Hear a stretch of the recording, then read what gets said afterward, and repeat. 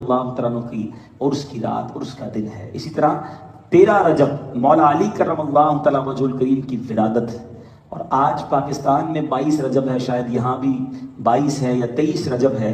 22 رجب سیدنا امیر معاویہ رضی اللہ تعالیٰ کے عرس کی رات ہے۔ کاتب وحی تھے آپ صحابی رسول بھی تھے، اور چند صحابہ کو یہ اعزاز حاصل ہے کہ جب نبی پاک پر وحی نازل ہوتی تو آقا علیہ السلام نے کچھ لکھنے والے رسپانسبلٹی دی تھی صحابہ کو کہ جو وحی کو لکھتے تھے۔ اتنا اعتماد تھا نبی پاک کو کہ حضرت امیر معاویہ رضی اللہ تعالیٰ کاتب وحی بھی ہیں۔ یاد رہے حضرت امیر معاویہ کا نام معاویہ ہے، اور 20 کے قریب صحابہ کرام کا نام معاویہ تھا۔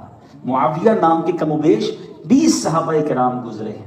حضرت امیر معاویہ کی سیرت بڑی عرفہ، بڑی اعلیٰ، مگر آپ کی سیرت کا ایک شاندار پہلو یہ بھی تھا کہ آپ زبردست عاشق رسول تھے، پیارے آقا سے بہت محبت کرتے۔ اس بات کو یوں سمجھیے کہ آپ نے اپنی وصیت کی تھی کہ جب میرا آخری وقت آئے، جب دنیا سے جانے والے تھے، پردہ فرمانے والے تھے، تو آپ نے وصیت کی۔ ان کے پاس نبی پاک کے کچھ ناخن مبارک بھی تھے، آقا کے منہ مبارک بھی تھے، بال مبارک بھی تھے۔ وصیت کی کہ جب میرا انتقال ہو جائے تو میری آنکھوں پر، میری پیشانی پر میرے آقا کے ناخن مبارک اور بال مبارک رکھ کر مجھے قبر میں اتار دینا، اور ارحم الراحمین کی رحمت کے سپرد کر دینا۔ وصیت کر کے گئے، اور آپ کی وصیت پر عمل کیا گیا۔ آقا کے یہ تبرکات آپ کے ساتھ آپ کی قبر میں اتارے گئے۔ یہاں دو باتیں سیکھنے کو ملی۔ حضرت امیر معاویہ رضی اللہ تعالیٰ کا نبی پاک سے عشق کیسا تھا، اور دوسری بات صحابہ کرام علیہ الرضوان کا عقیدہ کیا تھا کہ تبرک اگر ساتھ ہوں تو قبر میں برکت کا باعث ہوتے ہیں۔ آج بھی بہت سارے عاشقان رسول پوری دنیا میں تبرکات سے بڑا پیار کرتے ہیں۔ اولیاء کرام کا تبرک ہو، نبی پاک کا تبرک ہو، صحابہ کا کوئی نسبت والی چیز ہو، تو یہ ادب کرنا، یہ برکتیں حاصل کرنا، یہ صحابہ کا طریقہ ہے۔ کچھ لوگ مسکنسیپشن کریٹ کرتے ہیں تو ان کی باتوں میں نہ آئیں۔ صحابہ اکرام کی اگر سیرت پڑھیں، میرا یہ موضوع نہیں ہے، ورنہ میں تبرک پر ہی اگر بیان کرنا شروع کر دوں کہ حضرت خالد بن ولید نے کس طرح اپنی اس ٹوپی کی حفاظت کی تھی جس میں نبی پاک کے منہ مبارک تھے، کس طرح ازواج مطہرات آقا کے منہ مبارک کو پانی میں ملا کر مریضوں کو پلایا کرتے اور ان کو شفا مل جاتی۔ تو صحابہ، اہل بیت، سب کا طریقہ رہا کہ یہ تبرکات پر یقین رکھتے اور اس کی برکتیں حاصل کرتے۔ تو بہرحال ہمیں اللہ تبارک و تعالیٰ آج بھی اولیاء کرام، صحابہ کرام اور انبیاء کرام کے تبرکات کی برکتیں نصیب فرمائے۔ حضرت امیر معاویہ رضی اللہ تعالیٰ کی زندگی کا ایک بڑا دلچسپ واقعہ۔ ایک بار فجر کا وقت تھا، آپ کو کسی نے جگایا تو آپ نے دیکھا کہ کوئی نظر نہیں آ رہا، دائیں بائیں، left right, nobody is there. کس نے اٹھایا فجر کے لیے؟ آپ نے آواز لگائی کہ مجھے کس نے اٹھایا ہے؟ تو آواز آئی کہ میں شیطان ہوں۔ تو آپ نے کہا کہ کیا شیطان بھی نماز کے لیے اٹھاتا ہے؟ شیطان تو لوگوں کو سلاتا ہے، نمازیں قضا کرواتا ہے، فجر کے لیے شیطان نے اٹھایا۔ تو اس واقعے سے پتہ کیا چلے گا؟ بیسیکلی جو شیطان ہے نا، سمجھیے گا بات کو، یہ بڑا مکار ہے، یہ بڑا خطرناک دشمن ہے۔ قرآن کہتا ہے اِنَّهُ لَكُمْ عَدُوٌّ مُبِينٌ، بے شک وہ تمہارا کھلا دشمن ہے، اوپن اینیمی۔ تو وہ پہلے کوشش کیا کرتا ہے کہ ہم سے کوئی بڑے گناہ کروا دے، کوئی بڑے کرائم کروائے، شراب پلا دے، بدکاری کرا دے، جوا کھلائے، نمازیں قضا کروائے۔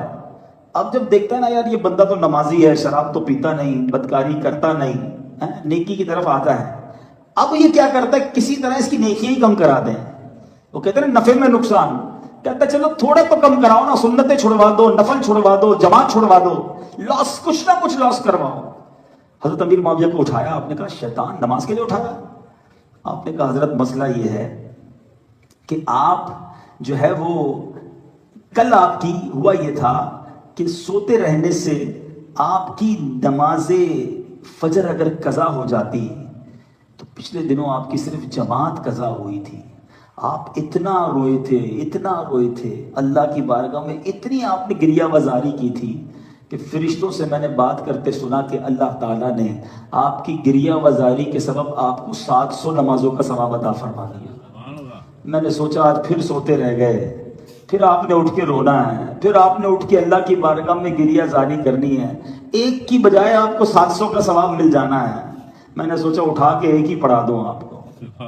اب اس سے اندازہ دو باتیں سیکھنے کو ملی کہ شیطان always enemy of us, is trying to, وہ ہماری ریڈیوس کرنا چاہتا ہے نیکیوں کو، اس کے باروں میں نہ آئیں. کہتے نا یار سنتیں کیا ہیں، نہیں پڑھیں گے تو کوئی مسئلہ نہیں، نفل نہیں پڑھیں گے تو کوئی مسئلہ نہیں، گناہ تو نہیں ہے نا جناب، فرض بتائیں کتنے، وتر کتنے یہ بتائیں، واجب اور فرض بتائیں، نفل چھوڑ دیتے ہیں.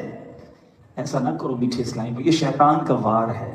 پہلے نفل چھڑوائے گا، پھر سنتیں چھڑوائے گا، پھر واجبات چھڑوائے گا، اور آخر کار فرض بھی چھوٹ جائے گا. جس کے نفل نہیں چھوٹتے نا اس کی سنتیں پکی ہو جاتی ہیں، جس کی سنتیں پکی ہیں اس کے واجبات اور پکے ہو جاتے ہیں. فرض تو جاتا ہی کہیں نہیں نا پھر، لیکن یہ ایک ایک کر کے چیزیں چھڑواتا ہے. دوسری بات، حضرت امیر معاویہ کیسے نمازی تھے کہ نماز یا جماعت کبھی چھوٹ جائے تو رونا، گریہ وزاری، اللہ کی بارگاہ میں گڑ گڑانا. ہماری بھی تو کبھی جماعت چھوٹی ہوگی، کئیوں کی تو نمازیں چھوٹی ہوں گی، کبھی کوئی گھبراہٹ، کبھی کوئی رونا، کبھی کوئی معافی ہے. بندہ کوئی ایسا ہوا کہ کسی کی فجر چلی جائے اور مارکیٹ میں جائے تو سب پوچھے خیر تو ہے، طبیعت ٹھیک نہیں لگ رہی، بڑے ٹینشن میں ہو، اور بندہ بتائے نہیں. بے شک اپنے گناہ نہیں بتانا چاہیے کہ میری نماز قضا ہو گئی، لیکن کبھی آپ پر ایسی کیفیت طاری ہوئی ونس ان لائف کہ آپ سے کوئی گناہ ہوا، کوئی خطا ہوئی اور آپ کی طبیعت خراب ہو گئی.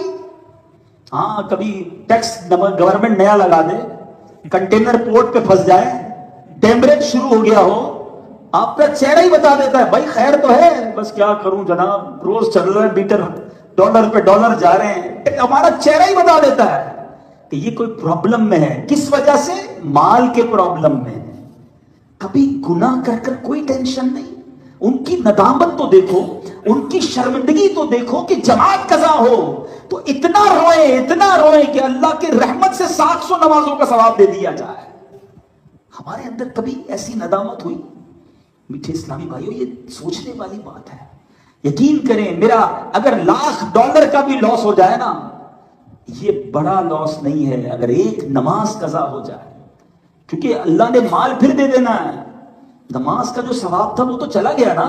اور اگر جان بوجھ کر قضا کی ہے تو اس کا نقصان کیا ہے؟ سنو، روایتوں کا مضمون ہے جو جان بوجھ کر ایک نماز قضا کر دے اس کا نام جہنم کے اس دروازے پر لکھ دیا جائے گا جس دروازے سے اسے جہنم میں جانا ہے. آپ کے گھر کے باہر آپ کا نام لکھا ہوتا ہے نا، آفس کے باہر آپ کا نام لکھا ہوتا ہے.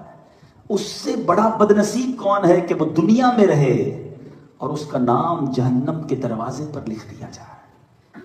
اور میرے میٹھے اسلامی بھائیوں، اس مہینے میں اگلے 2-3 دن بعد ایک بڑی پیاری رات آنے والی ہے. سبحان اللہ، یہ وہ رات ہے جو one of the most beautiful night ہے. ہر عاشق رسول انجوائے کرتا ہے، خوش ہوتا ہے. کیوں نہ خوش ہو کہ جس نبی سے محبت ہے، جس نبی علیہ الصلوۃ والسلام سے پیار ہے، اللہ نے وہ کرم نوازی فرمائی، وہ انعام دیا جو ساری کائنات میں کسی اور کو نہیں دیا. جس سے پیار ہو نا اور اس کو کوئی ایوارڈ ملے، اس کا کوئی نام لے، اس کو کوئی تحفہ ملے، ہمیں بھی مزہ آتا ہے یار. سبحان اللہ، میرے محبوب جس کو چاہتا ہوں اس کو اتنی ترقی مل گئی ہے. اللہ نے اپنے حبیب علیہ الصلوۃ والسلام کو وہ مقام دیا جو کائنات میں کسی کو نہیں دیا. اور وہ کیا تھا؟ اللہ نے شب معراج نبی پاک علیہ الصلوۃ والسلام کو اپنا دیدار عطا فرمایا. اپنا دیدار، نبی پاک نے اپنی سر کی آنکھوں سے اللہ کے حبیب کو دیکھا. اور دیکھیے ابھی آج انشاءاللہ کچھ معراج کے بارے میں بات کریں گے. جب بھی شب معراج آتی ہے، جب بھی اس ٹاپک کو ڈسکس کرتے ہیں نا، سبحان اللہ، عاشقان رسول کے دل جھومنے لگ جاتے ہیں کہ کیا شان ہے میرے آقا کی. آپ کو پتا ہے حضرت موسیٰ علیہ نبینا علیہ السلام نے اللہ کی بارگاہ میں ایک بار ریکویسٹ کی. حضرت موسیٰ کون تھے؟ یاد رہے، آپ کلیم اللہ ہیں. آپ اللہ سے بات کرتے تھے نا مگر دیکھا نہیں تھا. اللہ سے عرض کی مولا کہ مجھے تیرا دیدار کرنا ہے، تیری آواز تو سنی، تجھ سے بات تو کی ہے، اپنا دیدار کروا دے. ارشاد فرمایا لن ترانی. عرض کیا کی تھی؟ ربی ارینی، اے اللہ میں تجھے دیکھنا چاہتا ہوں. ارشاد ہوا لن ترانی، اے موسیٰ تم مجھے دیکھ نہیں سکو گے. رب عز و جل نے جب یہ فرمایا تو حضرت موسیٰ علیہ السلام نے ریکویسٹ کی، یا اللہ کرم فرما، میں تیرا دیدار کرنا چاہتا ہوں. اب اللہ تبارک و تعالیٰ نے اپنی ایک تجلی کوہ طور پر نازل فرمائی. دیدار نہیں کروایا، تجلی نازل کی. मगर हजरत मूसा जो कि बड़े ही, जिसको आप कहें उलुल अज़म रसूलों में शुमार होता है, one of the biggest we can say रसूल, मगर आप उस तजल्ली की ताब ना ला सके, आप बेहोश हो गए।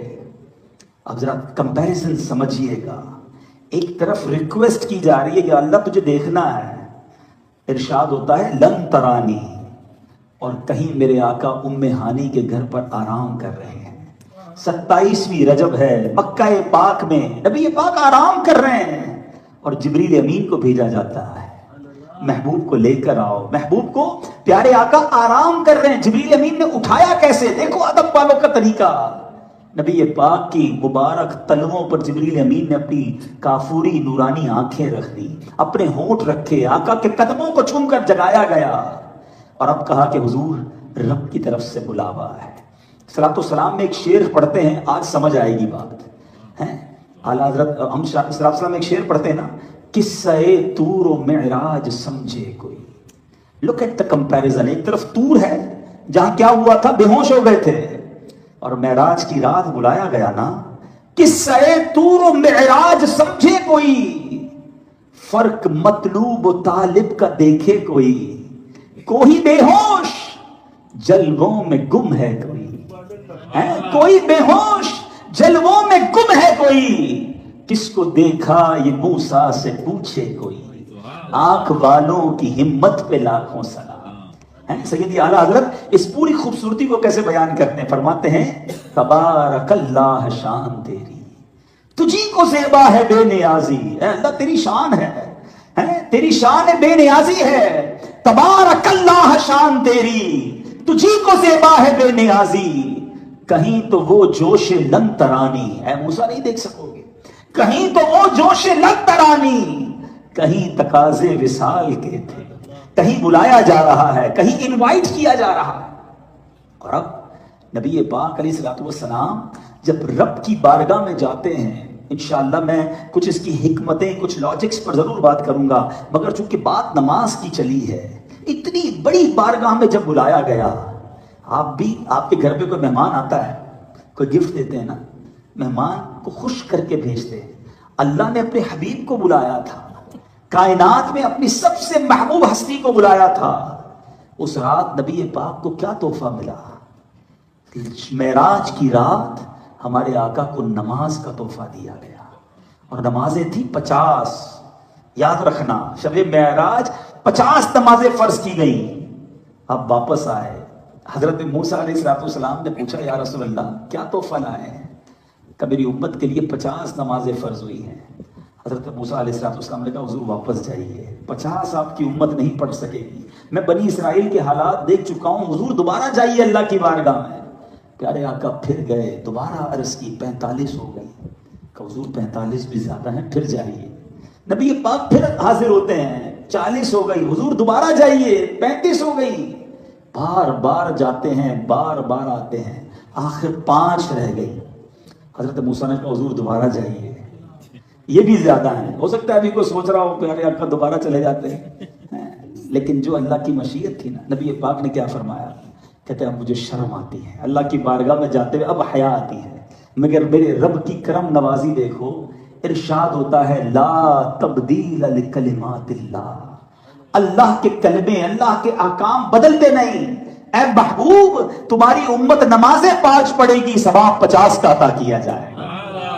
27 रजब शबे मेराज याद दिलाती है मुझे और आपको कि अल्लाह की बारगाह से तोहफा मिला हमारे आका के लिए। कितना बड़ा तोहफा होगा समझो ना, कायनात में इससे बड़ा वाकया क्या हुआ कि अल्लाह के हबीब नबी पाक के पास, अल्लाह के हबीब अल्लाह की बारगाह में गए और तोहफा नमाज ला रहे हैं, और आका फरमाते नमाज मेरी आंखों की ठंडक है, कुर्रतु आईनी फिस्सलाह। मगर मैं सवाल करना चाहता हूं, ऐ प्यारे आका से मोहब्बत करने वालों, शबे मेराज हमेशा झूम झूम कर खुशियों के साथ मनाते हो, बिल्कुल खुशियों के साथ मनाना चाहिए, लेकिन मेराज का तोहफा क्या है? आपको पता है नमाज को मोमिन की मेराज कहा गया। प्यारे आका की मेराज क्या है कि वो अल्लाह की बारगाह में पहुंचे, अल्लाह का दीदार किया। मगर मोमिन की मेराज नमाज है, अल्लाह की बारगाह में पहुंचने का हमें भी तो तरीका दिया ना। अल्लाहु अकबर कहकर हम बारगाह इलाही में हाजिर हो जाते हैं, रिक्वेस्ट शुरू हो जाती है, مگر کیا اس تحفے کو ہم نے سنبھال کے رکھا ہے؟ کیا ہم نماز پڑھتے ہیں؟ خدا را سوچیے. ایک بار پھر شب معراج آ رہی ہے. once again there is a reminder for all of us کہ یہ معراج کی رات ہی تو نماز پیارے آقا لائے تھے. اب نیت کریں انشاءاللہ آج کے بعد ہماری کوئی نماز قضا نہیں ہوگی. اور اس زمانے میں بھی کچھ لوگ ایمان والے بڑا خوش ہوئے تھے اور آج تک ایمان والے خوش ہوتے چلے آ رہے ہیں. یہ فرق آپ کو فوراً مل جائے گا. اب سنیے ہوا کیا. جب یہ رات گزر گئی نا تو نبی پاک علیہ الصلوۃ والسلام نے کفار مکہ کے سامنے، بلکہ وہاں جو صحابہ کرام تھے سب کے سامنے ریویل کیا، یہ اعلان کیا کہ رات کے تھوڑے حصے میں بیت المقدس بھی ہو کے آیا اور جنت کی بھی سیر کی، جہنم کے طبقات بھی دیکھے، اللہ کی بارگاہ سے ہو کر آیا. تو لوگوں نے کہا کہ کچھ لوگ تو بڑے خوش ہوئے ایمان والے، مگر ابو جہل جو تھا نا اس نے کہا کہ جو آپ مجھے کہہ رہے ہیں وہ باقی لوگوں کے سامنے بھی کہہ دیں گے؟ پیارے آقا علیہ الصلوۃ والسلام نے فرمایا بالکل کہہ دوں گا. اب ابو جہل نے کہا یہ موقع اچھا ہے. اس نے لوگوں کو جمع کیا، کہا دیکھو یہ کیا کہتے ہیں، رات کے تھوڑے حصے میں بیت المقدس سے بھی ہو کر آ گئے، آسمانوں کی بھی سیر کی. نبی پاک سے پوچھا جی بتائیں کیا کہہ رہے تھے؟ پیارے آقا نے پھر سب کے سامنے وہی فرما دیا. اب لوگوں نے معاذ اللہ مذاق اڑانا شروع کیا، اللہ کے حبیب علیہ الصلوۃ والسلام کو معاذ اللہ برا بھلا کہنا شروع کیا. کسی نے کہا چلو آج موقع اچھا ہے، ابو بکر صدیق کو آج بہکا لیتے ہیں، ان کو بھی کنفیوز کر دیتے ہیں. سیدنا ابو بکر صدیق رضی اللہ عنہ کے گھر پہنچ گئے اور وہاں جا کر دروازہ بجایا. صدیق اکبر باہر آئے. عاشق اکبر ہے نا، پیارے آقا کے قریبی ساتھی ہیں. کہا اے ابو بکر جانتے ہو تمہارے نبی کیا کہہ رہے ہیں؟ کہا کیا کہہ رہے ہیں؟ کہتے رات کے تھوڑے حصے میں بیت المقدس بھی ہو آئے ہیں، آسمانوں کی سیر بھی کر آئے ہیں.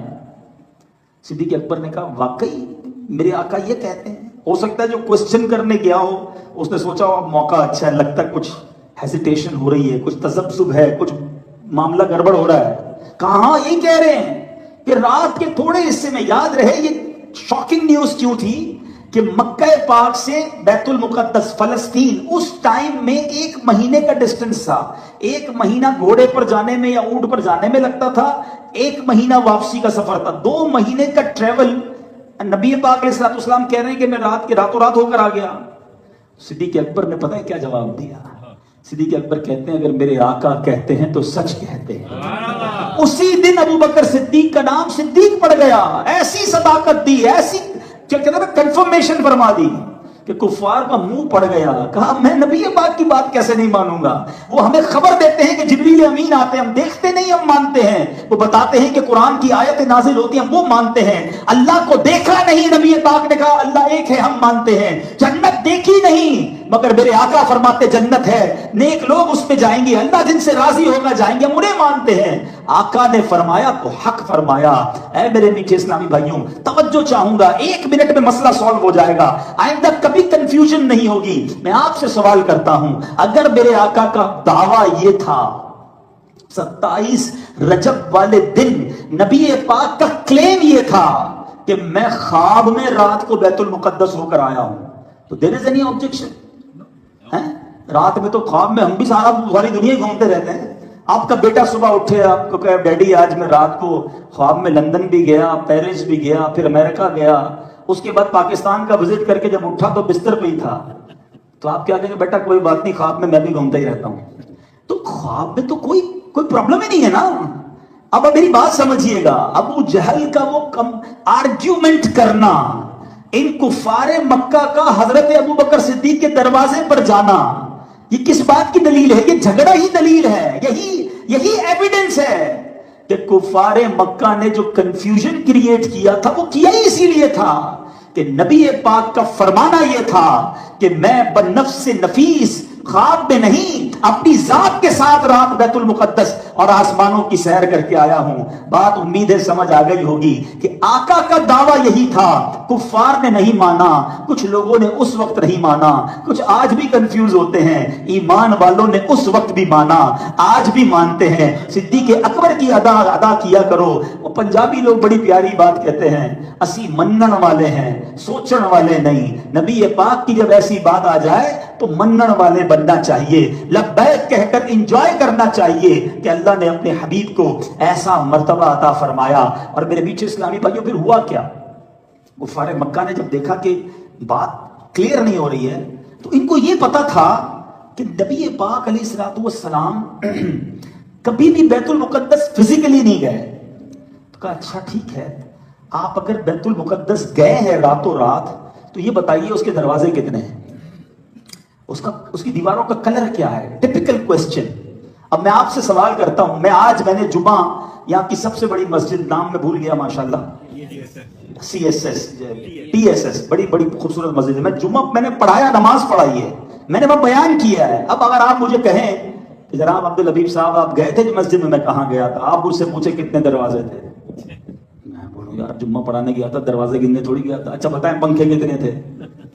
तो ये कैसा ठीक क्वेश्चन है भाई। बंदा अगर कहीं गया है तो क्या उसकी एक एक चीज याद रखेगा? नमाज पढ़ी, दुआ की, आ गए। नबी पाक से क्वेश्चन, अच्छा आप गए ना तो बताइए उसका कलर, मिसाल देता हूं, कलर कैसा था, दरवाजे कितने थे, दीवारें कैसी थी। अब उन बदबख्तों ने माअल्लाह मामले को कॉम्प्लिकेटेड बनाना था, मगर नबी पाक की शान तो अरफा वाला है ना। अहदीस के अल्फाज हैं, अल्लाह तबारक व तआला ने नबी पाक के सामने बैतुल मुकद्दस का नक्शा रख दिया है। आज के दौर में दूसरे लफ्जों में कहें कि हमारे सामने कोई मूवी चला दे और हम देखते जाएं तो प्यारे आका के सामने गोया बैतुल मुकद्दस आ गई। नबी पाक ने फरमाया पूछो क्या पूछते हो। वो पूछते कलर कौन सा है, नबी पाक देख के फरमाते कलर ऐसा है। दरवाजे कितने, नबी पाक देख के फरमाते दरवाजे इतने। वो सवाल करते रहे, मेरे आका जवाब देते रहे, सबके पास कोई जवाब नहीं था। मानना पड़ गया कि इन्होंने बैतुल मुकद्दस को विजिट किया है। तो बहरहाल मेरे बीच इस्लामी भाइयों, उम्मीद है कि अब कभी आपको कंफ्यूजन नहीं होगी कि नबी पाक खुद से बजाते खुद अल्लाह की बारगाह में और बैतुल मुकद्दस तशरीफ ले गए। और सुभान अल्लाह, बैतुल मुकद्दस में एक जमात हुई। मैं कहता हूं कायनात की सबसे स्पिरिचुअल, सबसे ब्लेस्ड, सबसे मुबारक वो जमात थी। वहां क्या हुआ, सारे अंबिया हाजिर हैं, कमोबेश 1,24,000 अंबिया मौजूद हैं। And everybody waiting over there. तकबीर हो गई, अंबिया ने सफे बनाई हुई हैं और इंतजार है कि इमाम किसको बनाया जाएगा। आका फरमाते जिब्रील अमीन ने मेरा हाथ पकड़ा और मुझे इमामत के मुसल्ले पे खड़ा कर दिया। इमामुल अंबिया ठहरे मेरे आका। वो रात कैसा मर्तबा अल्लाह ने अता किया। शायर लिखते हैं ना, सफ ब सफ खड़े हैं अंबिया, मुस्तफा इमाम हो गए। उनके जो गुलाम हो गए, वक्त के इमाम हो गए। नाम लेवा उनके जो हुए, उनके ऊंचे नाम हो गए। क्या शान है मेरे आका की। सैयदी आला हजरत तो कमाल है ना, आशिकों के इमाम हैं।